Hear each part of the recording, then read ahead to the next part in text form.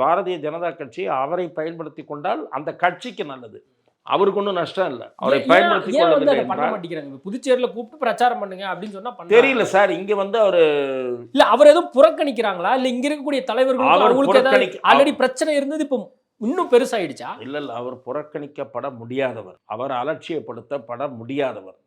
ஆகவே பாரதிய ஜனதா என்ன கணக்குகளை வைத்திருக்கிறதுன்னு தெரியாது. ஒருவேளை 2031க்கு அவரை முன்னிறுத்தலாம். எப்படி நம்ம இல்லைன்னு சொல்ல முடியும்?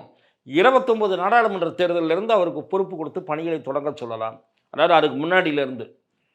இப்போது இருக்கிற மாநில தலைமையில் ஒரு ஆண்டு கழித்து மாற்றம் வராது என்று நமக்கு என்ன தெரியும்?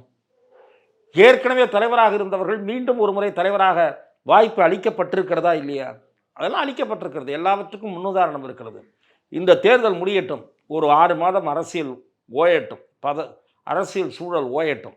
மீண்டும் அண்ணாமலையை பயன்படுத்தி கொள்ளலாம் என்று பாரதிய ஜனதா அகில இந்திய தலைமை கருதுகிறதா? அப்படியும் ஒரு கோணம் இருக்கிறது. ஆனால் அவர் தமிழ்நாட்டில் கவனம் ஈர்த்திருக்கக்கூடிய தலைவர் என்று பாரதிய ஜனதா கட்சி